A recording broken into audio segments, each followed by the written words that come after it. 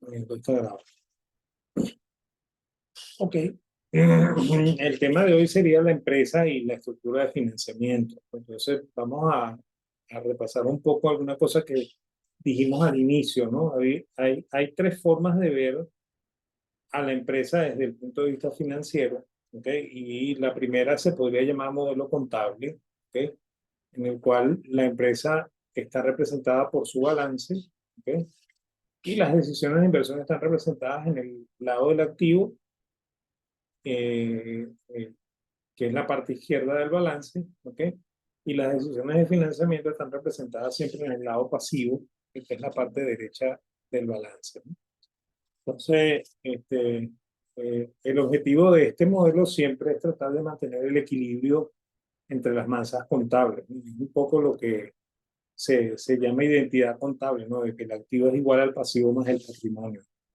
Entonces, bueno, si lo vemos como cuenta separada, entonces las decisiones de inversión se registran en los activos, y aquí tengo que comentar que este tipo de balance es el que se usa normalmente, o sea, se usaba anteriormente en casi todas las empresas, ¿ok? Y que se conoce con el nombre de metodología norteamericana, ¿ok? O metodología americana, también se le llama así, ¿ok? Este, Hay una segunda metodología que es la que hoy en día se está usando mucho, ¿ok? Que es la de poner, bueno, la americana consiste en poner arriba las cuentas más líquidas y abajo las cuentas menos líquidas. Y lo mismo en el pasivo, ¿no? Colocar las cuentas más líquidas arriba y las menos líquidas abajo. La estructura invertida de esto se le llama, se le llama sistema Siemens, ¿ok? Porque normalmente se utiliza en empresas del sector eléctrico, ¿ok? Y bueno, y durante mucho tiempo se usó para empresas eh, que actuaban como servicio público, ¿no? Por ejemplo, una empresa hidrológica debería de hacer sus cuentas al estilo Siemens, ¿ok? Una empresa telefónica debería hacer también sus cuentas al estilo Siemens, ¿ok? Hoy en día, sin embargo, se está haciendo muy general la metodología Siemens, o sea que casi siempre uno encuentra como que los activos fijos están en la parte más superior de la hoja de balance, y en la parte inferior está el efectivo, ¿ok? Y bueno, y lo mismo en la parte del pasivo, ¿no? El patrimonio y las cuentas menos líquidas del patrimonio, y abajo en la última línea estarían las cuentas por pagar o los efectos por pagar, o la cuenta que estuviese en el pasivo que fuese más líquido. Entonces, bueno, es la metodología que se está usando ahorita. Pero bueno, eso se usaba antes solamente para empresas de servicio público, ¿ok? Y bueno, y también hay una tercera forma de presentar los balances que llaman la, la forma británica, ¿ok? Como todo en Inglaterra es al revés. O sea, la forma británica es parecida a la norteamericana, pero el pasivo va de este lado y el activo va de este lado. Que es como en los carros que el volante está en el otro lado. Entonces, bueno, vamos a partir de que la organización es la norteamericana, y entonces, bueno, van desde lo más líquido hasta lo menos líquido. Normalmente se supone que los circulantes son cuentas que tienen vencimiento en un plazo menor a un año, ¿ok? Y en ese sentido, bueno, lo más líquido debería ser el dinero en efectivo, en las cuentas de banco, ¿ok? Lo siguiente para este caso serían los valores mobiliarios, que sería este, eh, inversiones financieras de muy corto plazo, ¿ok? Aquí serían las cuentas por cobrar, y por último los inventarios, ¿ok? Este, También, si por ejemplo, si la empresa tiene seguros, se colocan aquí, ¿ok? Y la cuenta de seguros es una cuenta que se va amortizando también, ¿no? Entonces se coloca allí, y se supone que esa es la menos líquida de las cuentas del activo circular, ¿ok? Bueno, y después vienen los activos fijos, que se supone que son cuentas que tienen un plazo superior a un año, y normalmente ahí están las máquinas, los terrenos, ¿okay? El edificio, ¿okay? Y bueno, y de último están los activos fijos intangibles, que son las patentes, las marcas, ¿okay? Etcétera, etcétera, que podrían tener algún tipo de valor, pero que es muy, muy raro que se vendan, ¿okay? Por lo cual su plazo generalmente es superior al de la planta y equipo.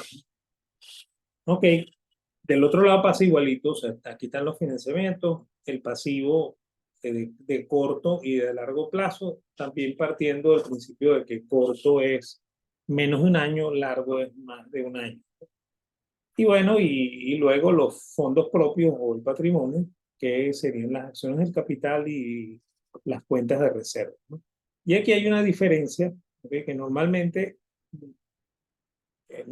ocurre, pero no es una condición sine qua non, que los activos circulantes son mayores a los pasivos circulantes. Entonces la diferencia se le conoce con el nombre de fondo de maniobra. Cuando yo estudiaba, a eso lo llamaban capital de trabajo. ¿Okay? Después dejaron de llamarlo así y lo empezaron a llamar capital neto de trabajo. ¿Okay? Y luego, hoy en día lo llaman fondo de maniobra, fondo de manejo. ¿Okay? Este, es sencillamente lo que sobraría, ¿okay? Si yo liquido inmediatamente todos los activos circulantes y los pasivos circulantes, eso es lo que me quedaría en, en el disponible, ¿no? Entonces, normalmente eso se utiliza para algunos cálculos financieros, ¿okay? El segundo modelo es el modelo de la empresa como inversión.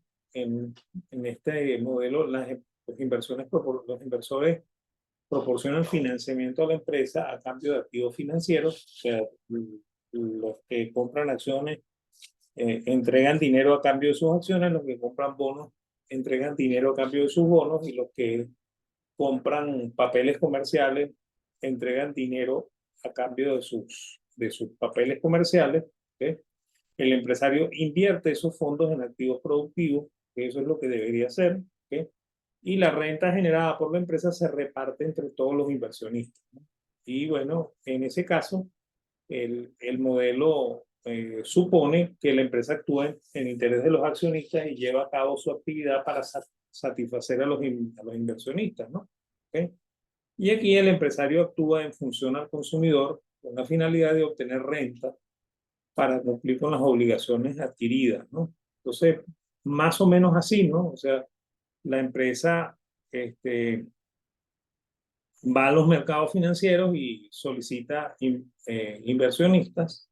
Estos inversionistas ponen su dinero en la empresa invierte en activos productivos, ella produce, comercializa y bueno, de lo que se comercializa se producen renta, con los cuales se remunera a los inversionistas y bueno, y una parte de ese dinero queda dentro de la empresa para autofinanciarse y seguir funcionando, ¿no? Entonces, ese sería el segundo modelo eh, para, que se utiliza para entender a la empresa. ¿Okay? Y el tercero es el modelo de la empresa como conjunto de contratos, donde uno supone que la empresa formaliza contratos con un gran número de participantes. Esto en inglés suena mejor, ¿ok? El participante suena shareholder, ¿okay? Eh, que es stakeholder, perdón, que es algo diferente a stockholder, que sería el accionista. Entonces, el participante es un stakeholder. ¿Okay? Los contratos pueden ser explícitos o implícitos y pueden sufrir transformaciones a lo largo de la vida. ¿Okay? Y los contratos se pueden referir tanto a rentas actuales como a rentas futuras, ¿no? ¿Okay? Y el modelo reconoce que puede existir conflictos entre los distintos participantes y el objetivo del modelo es tratar de minimizar los costos de los conflictos, ¿no? ¿Okay? Entonces, sería una cosa así, ¿no? La empresa está aquí, ¿ok? Y bueno, la empresa tiene relaciones con accionistas, ¿ok? Yo estoy colocando aquí los preferentes de primero, que normalmente son los ordinarios, los que surgen en la primera relación. Sin embargo, el acta constitutiva que aunque los abogados no están de acuerdo en que sea un contrato, para mí es un contrato porque establece ciertas obligaciones y derechos dentro de la empresa. Entonces, bueno, los accionistas ordinarios aparecen en ese documento constitutivo de la empresa, y cuando hay accionistas preferentes también aparece en el documento constitutivo, igual que los accionistas iniciales, ¿ok? Y la junta directiva, ¿no? Y además de eso se determina la relación con los bancos, ¿no? Entonces, ahí surgen las primeras relaciones de contrato de la empresa, ¿ok? Y bueno, este, la empresa además se financia y solicita créditos, por lo cual tiene obligacionistas o banqueros que están financiando el negocio. La empresa produce y vende productos, por lo cual tiene clientes también con los que se relaciona, ¿okay? El gobierno también tiene que ver dentro de la empresa porque el gobierno cobra impuestos, regula la empresa, etcétera, etcétera, ¿okay? Las comunidades cada vez tienen más importancia en el juego de las empresas, sobre todo porque hay una tendencia a darle más poder a las comunidades, ¿sí? Y por esa razón la empresa definitivamente queda sujeta en cierta medida a las comunidades, eh, este, que es una relación que a mí no me termina de convencer, pero es la que se vive en la actualidad, ¿no? Y bueno, con los acreedores, cuando la empresa también tiene deudas, ¿okay? Además de los obligacionistas, ¿okay? Con la junta directiva, que yo creo que debía haberla puesto de primerita junto con los accionistas, ¿okay? Porque la junta directiva es la que al final toma las decisiones importantes en la empresa con los proveedores, ¿okay? Porque son los que suministran la materia prima con la que la empresa funciona, ¿okay? La sociedad, que pudiera estar un poquito en sintonía con lo de las comunidades, ¿okay? Y el entorno en general también, ¿okay? Y bueno, y en último lugar, aunque no porque sean los que les toca de último, en último lugar están los empleados. Entonces ahí tenemos toda la suerte, toda la gama de contratos que tiene una empresa. Algunos de ellos son explícitos, ¿okay? Por ejemplo, cuando yo me endeudo, ¿okay? Es el caso de los obligacionistas, el caso de los bancos, en el caso de los acreedores, ¿okay? Este, esos contratos son claramente definidos, ¿okay? Cuando, por ejemplo, yo vendo productos, no necesariamente hay una relación explícita de contrato, ¿okay? Pero existe una obligación en el momento en que yo vendo, ¿okay? Eh, Igual que con los empleados, pues a veces ocurre que con los empleados no existe una relación de contrato propiamente escrita, pero existe una relación de contrato tácita, ¿okay? Entonces, cualquiera de estos participantes, ¿okay? Tiene una relación de contrato con la empresa que puede ser explícita o no, ¿okay? Igual genera rentas para un lado o para el otro, ¿okay? Y bueno, y también tiene mucho que ver en el sentido de que inicialmente la empresa se crea con el objetivo de satisfacer a los accionistas, que fundamentalmente son los ordinarios, y bueno, y que podríamos poner dentro de ellos a los preferentes, ¿ok?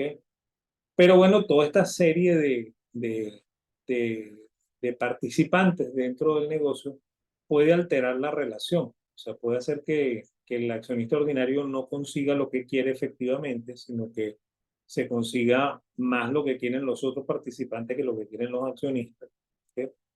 Y bueno, y en eso consiste lo que estábamos diciendo de los conflictos de intereses. Pues, o sea, se presentan conflictos de intereses y el asunto es tratar de que esos conflictos sean los menos posibles, ¿ok? Ahora, en cuanto a cuál de los modelos es mejor o peor, yo les podría decir que históricamente, antes de la crisis del 29, del año 1929, normalmente se utilizó mucho el modelo contable, o sea, era el modelo con el cual se entendía la empresa, ¿sí? Que es el modelo con el cual también se hace generalmente el análisis financiero, ¿sí? Después de la crisis del 29, debido a la importancia de el riesgo dentro del negocio, entonces, bueno, se fue adoptando el segundo modelo, ¿ok? Que es el modelo de flujo de fondos, ¿ok? Condicionado a riesgo, ¿ok? Y bueno, y hacia finales del siglo XX se empezó a usar el modelo de empresa como conjunto de contratos, ¿no? ¿Ok? O sea que los tres modelos son compatibles, pero tienen más o menos unas fechas en las cuales se empiezan a utilizar, ¿no? Hoy en día se utilizan los tres, ¿ok? O sea, no se le da preferencia a este, pero este sería el más moderno en la forma de ver la empresa, ¿ok? Este, la otra pregunta es cómo es el empresario. Y eh, y bueno, yo tengo ahí una afirmación, ¿no? Lo importante en la economía, en la finanza y en general en las empresas es el empresario, ¿no? El empresario es quizá el personaje más importante de la economía, ¿ok? Y para los austríacos, y es mi caso, el, el empresario es mucho más importante que el homus económico que se ve desde la época de John Stuart Mill. ¿Ok? Es más, los austríacos nos referimos burlonamente al homus económico y no lo entendemos como lo entiende el resto de los economistas. Pues para nosotros el personaje más importante de la economía es el empresario.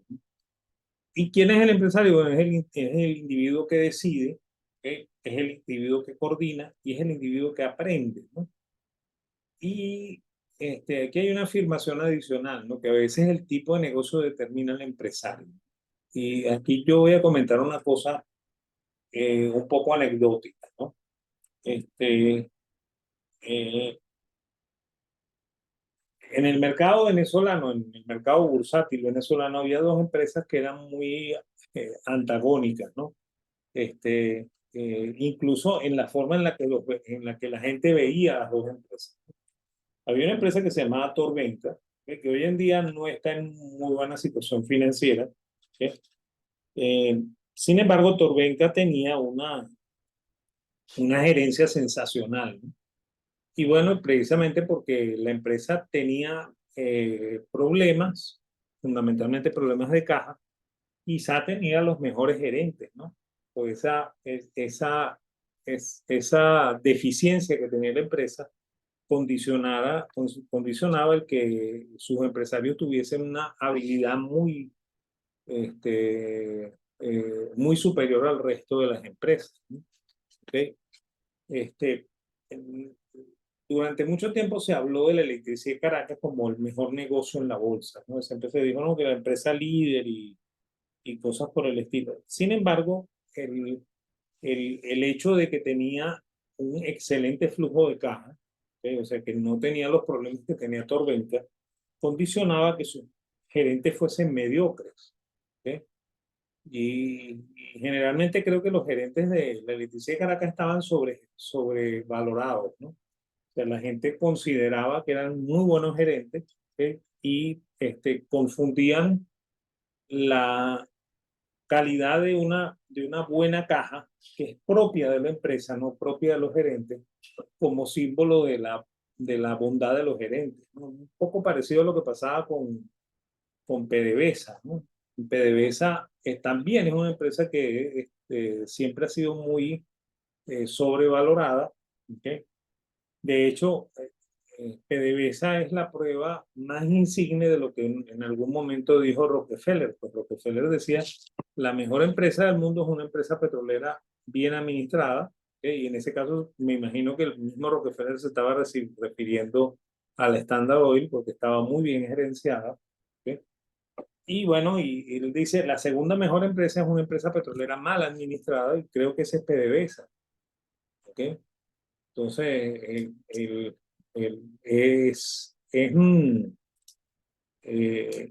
es tonto, ¿ok? Asignarle a los gerentes una cosa que es natural en la empresa, que es el flujo de caja, ¿ok?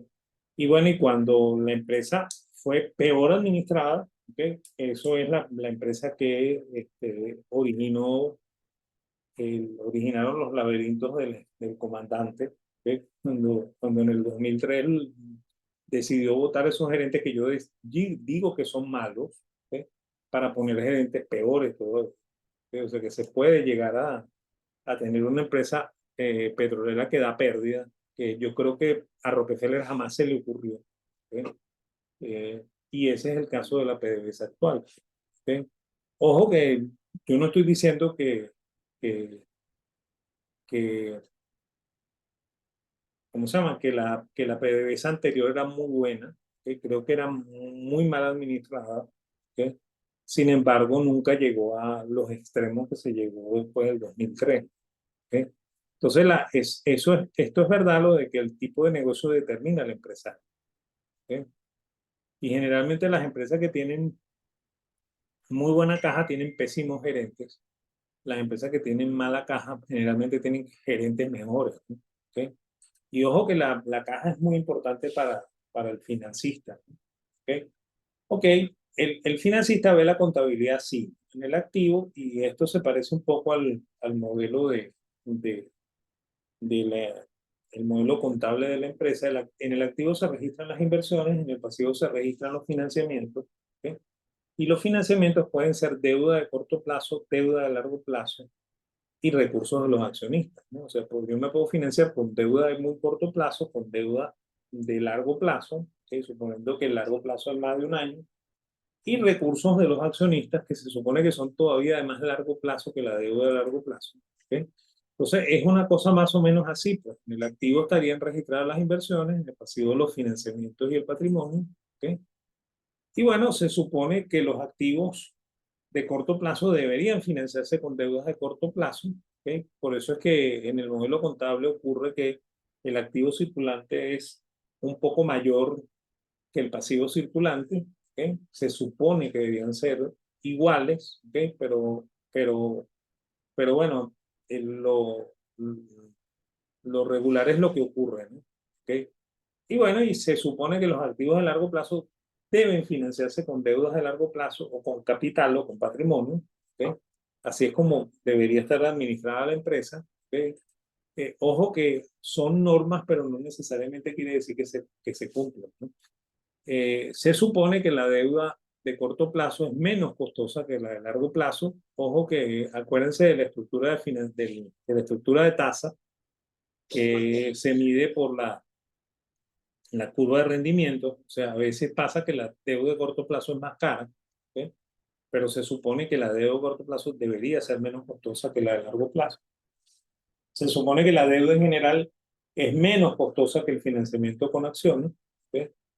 Y la razón de eso es que el, la tasa de interés que se paga este, eh, redunda en una reducción de impuestos, ¿no? O sea, el gasto que se aplica por intereses, que es deducible de impuestos sobre la renta, y eso hace que el costo de la deuda sea un poquito menor que el costo de financiamiento por capital. Y bueno, y además de eso hay que tomar en cuenta que cuando los accionistas deciden vender su participación, o sea, vender acciones, a terceros, entonces eso lleva implícito la posible pérdida de control de la empresa, ¿no? Que es un poco lo que le pasó a la electricidad de Caracas, ¿no? O sea, acordémonos, bueno, ustedes no tienen edad para acordarse, ¿no? Pero la electricidad de Caracas es un ejemplo de lo que yo había dicho, de una empresa con mucha caja mal financiada, en el sentido de que la empresa siempre generó mucha caja y es natural, ¿no? Las empresas de servicios como la electricidad, como el teléfono, como el servicio de aguas, de las hidrológicas, ¿ok? Generalmente tienen buena caja porque sus clientes están obligados a pagar una factura de manera periódica, ¿no? Que generalmente es un mes, ¿ok? Y bueno, y si no pagas, te cortan el servicio, ¿no? Entonces, su caja debe ser buena, debería ser buena, ¿no? Y bueno, eh, la electricidad tenía muy buena caja, ¿ok? Sin embargo, sus gerentes tomaban decisiones locas, ¿no? ¿Ok? Por ejemplo, en determinado momento la Electricidad de Caracas compró una distribuidora de electricidad en, en ¿cómo se llama? En Barranquilla, en Colombia. Compró una transmisora de electricidad en la ciudad de Cali, Colombia también, y compró unas empresas de comercialización eléctrica en Santo Domingo, ¿ok? Y una empresa de generación en El Salvador. ¿Ok? Todo esto con una idea un poco estrafalaria, ¿no? Ellos decían que en esos lugares el negocio eléctrico no estaba regulado, estaba menos regulado que en Venezuela y dado que no había regulación, ellos podían ganar mucho más dinero en esos sitios que en Venezuela. Sin embargo, ocurrió una cosa que no es contradictoria, es perfectamente eh, válida, perfectamente, eh, ¿cómo diría? Es lo que debe ocurrir, pues, ¿okay? Los sitios no regulados, ¿okay? Tenían peor caja que el sitio regulado. ¿Okay?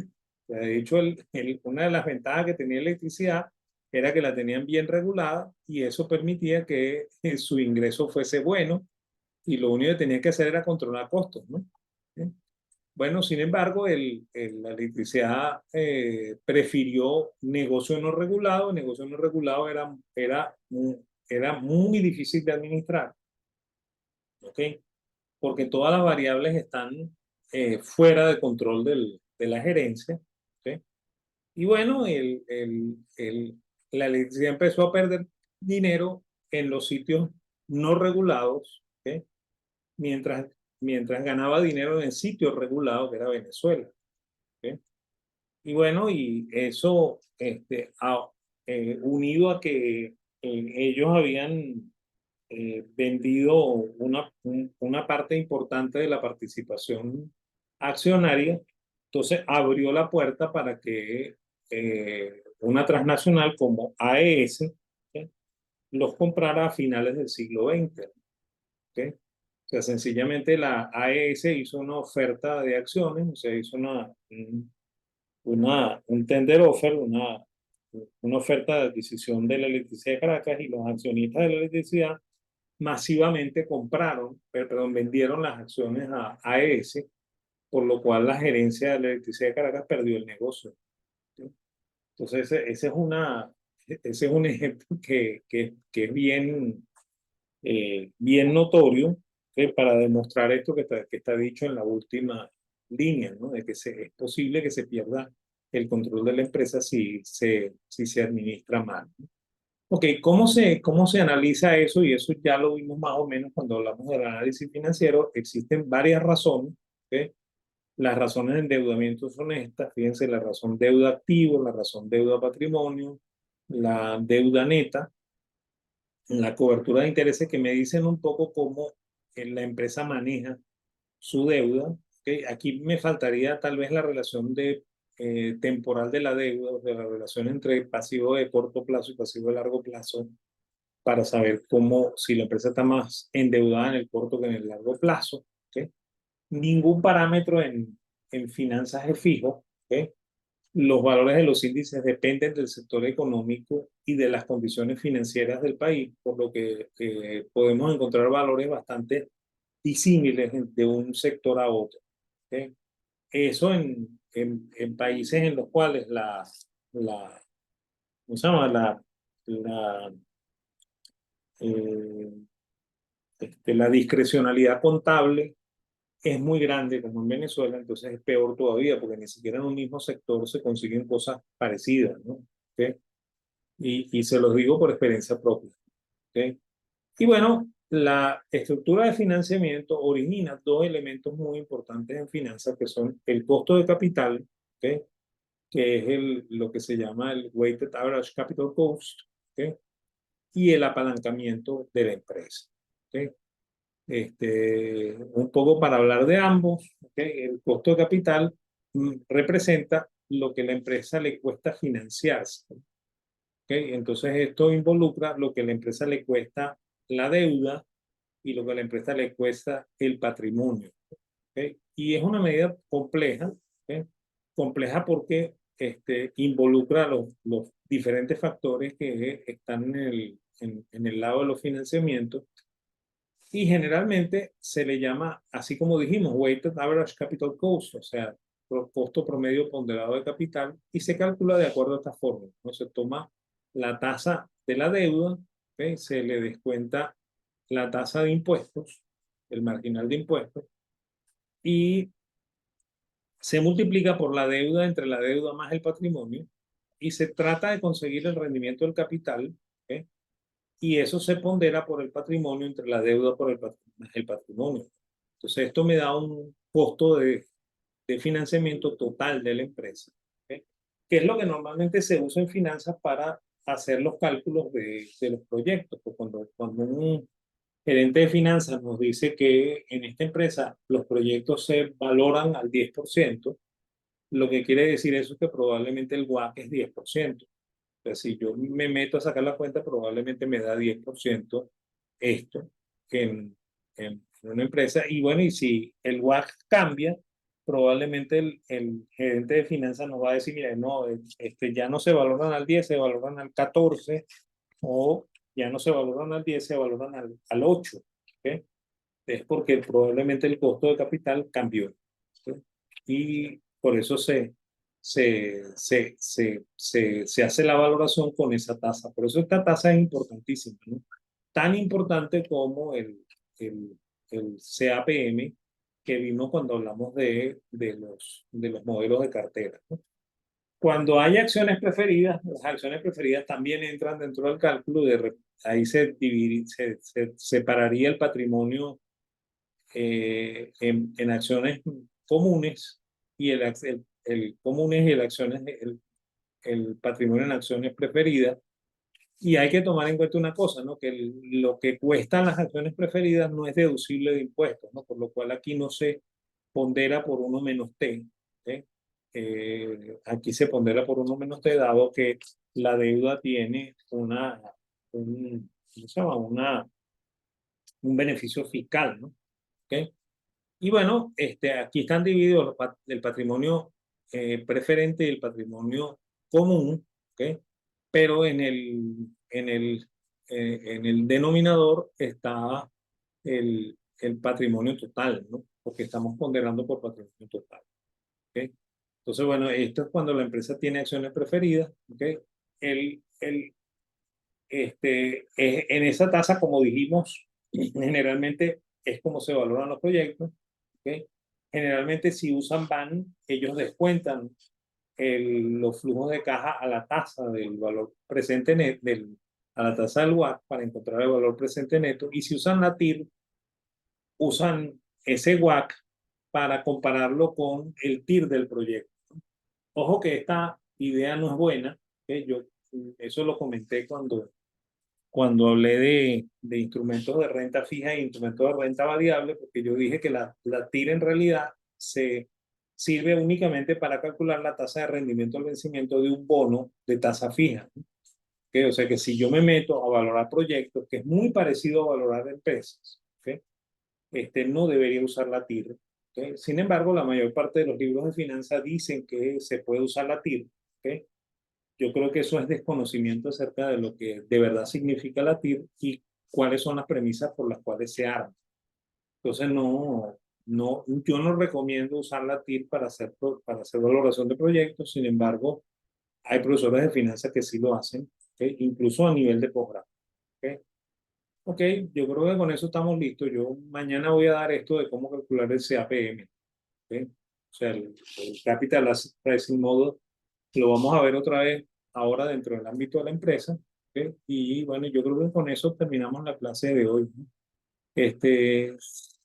Si hay dudas, se las atiendo o las dejamos pendientes para que me las pregunten por el chat. ¿Okay? El primer trabajo que vamos a hacer ya con la empresa propia asignada para cada uno de ustedes va a ser, por supuesto, la estructura de financiamiento. Entonces, eso se lo voy a colocar en la página y ahí comenzaremos, ¿no? El segundo trabajo va a ser calcular el, el, eh, el WAC y el CAPM, ¿ok? De nuestra empresa y vamos a ver cómo se van haciendo esas cosas. ¿Ok? Esto está al borde de que se cuelgue. ¿Ok? A ver, en el chat hay algo. Ok, ok, vale. Ok, entonces bueno, nos vemos mañana para dar la parte del CAPM, ¿ok? Que sería el siguiente trabajo, no el que estamos hablando. Primero es estructura de financiamiento, después vamos a hacer CAPM y el WAC, ¿ok? Pero bueno, ¿ok? Entonces bueno, nos vemos mañana, ¿ok? Que les vaya bonito y gracias por estar aquí.